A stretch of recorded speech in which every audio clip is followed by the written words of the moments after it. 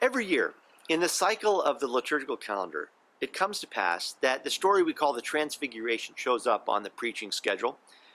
And every year, I try to think of something new and fresh to say about the Transfiguration, and then I end up preaching a sermon with what amounts to the same message each year. And to be honest, that's basically what happened this year, except that the pandemic has helped me to understand why this annual message is so important. The story of the Transfiguration is a story of a time when Jesus took 3 of his disciples up a mountain, and there he was changed. He was transfigured such that he shone with heavenly light. And in that state of what we might call enhanced holiness, Jesus met with Moses and Elijah, and God's voice called out from a cloud and proclaimed something similar to what the holy voice said at Jesus' baptism. "This is my son, the beloved. Listen to him." Then the disciples got all enthusiastic and they wanted to build a camp so that they all could stay up there on the mountain being holy and whatnot. But just as fast as it came, the vision passed and Jesus and his friends walked down the mountain. It's a great story. But each year, on the Sunday before Ash Wednesday, when I prepare a Transfiguration sermon, I always remember one of the most important sermon writing lessons that anyone has ever taught me. It wasn't one of my seminary professors. Rather, it was a friend and neighbor of mine in Gonzales, California, where I served my first congregation. This friend of mine was named Fred.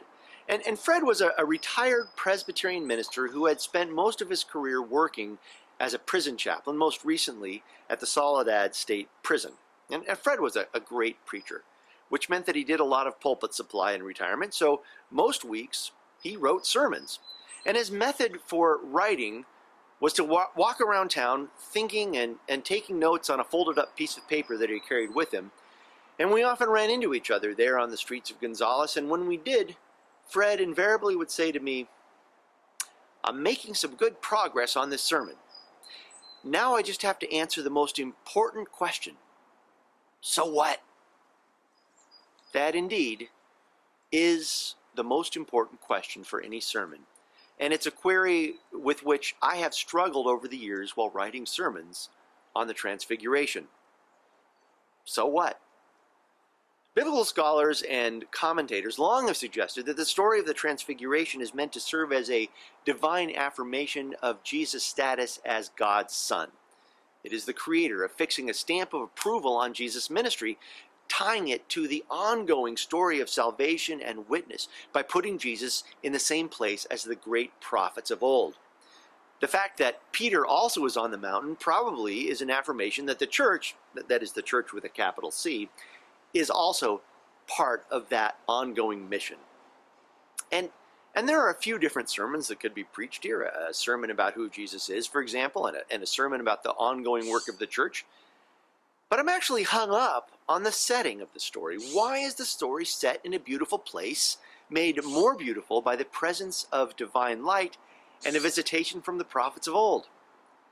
And so it is that each February I find myself thinking about the role of beauty, the role that beauty played in Greco-Roman philosophy, which is that for many of the earliest Christians, beauty was inherently tied, was the same thing as truth and goodness. So if you were going to say something true, such as Jesus is the Son of God, or if you were going to say something good, something like, well, the church needs to carry on Jesus' work of justice and peacemaking, well, there also needed to be beauty, because that which is true and good also must be beautiful, which is lovely.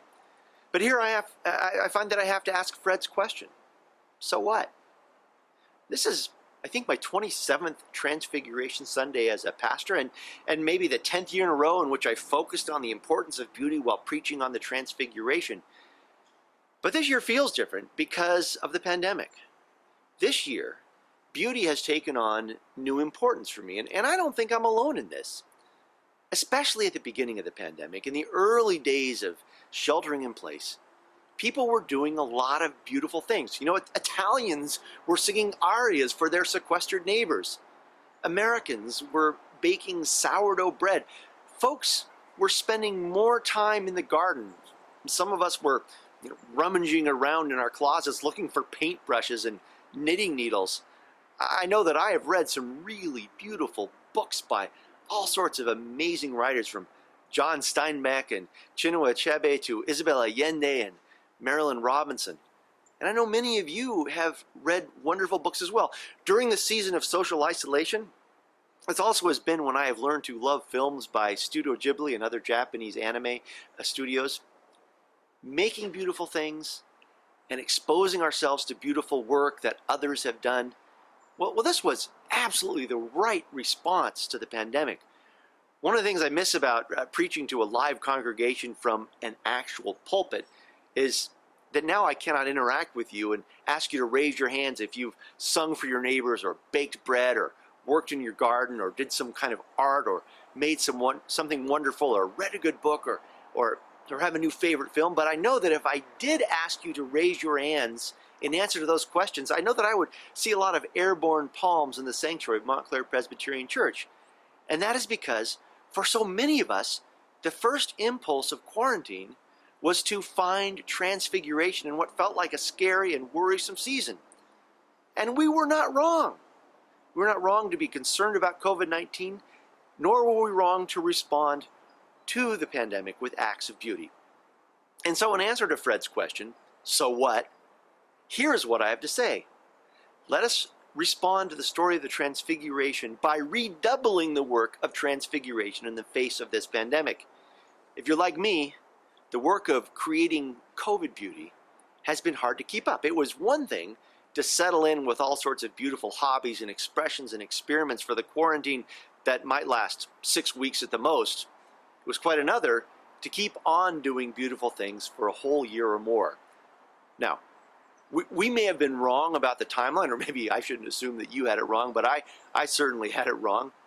But what we got right was the need for beauty.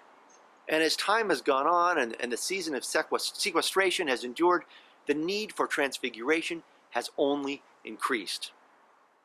This year, the season of Lent, which starts this week, this year it will lead us into a series of COVID-related anniversaries. The anniversary of the first American COVID death, the anniversary of the first lockdown, the anniversary of our first online celebration, and all of these anniversaries will serve as reminders of the need for transfiguration, the need for the indwelling of divine beauty. Now, it's traditional for Christians to give up something during Lent or to take on some kind of discipline during Lent as a way of conditioning our souls to feel a greater closeness to God and to remind us of how much we need resurrection in our lives. Observing Lent in this way is something that I've done each year since childhood. But I'm not going to do that this year. This year I have already given up too much, and I've already had to be too disciplined. But this year I will recommit myself to work that already is underway in my home and in your homes as well. This year I will redouble my efforts to find and to create beauty, to bear witness to transfiguration, because where there is beauty, there is truth, and there is goodness, which is to say, where there is beauty, there is God. And if ever there were a season in which it was important to feel the nearness of God, it would be a season such as this one, a season of distance and isolation, a season that longs for the beauty of transfiguration.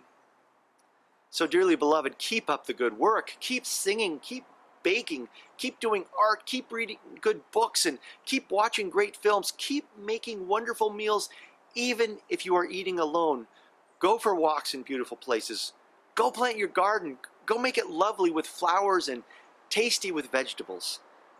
And as you are surrounded by all this beauty, know that the Holy One is dancing in the beauty, creating with you, rejoicing with you, and giving you strength to endure it until the day when we can gather face to face, unmasked and singing God's praises with joy. Amen.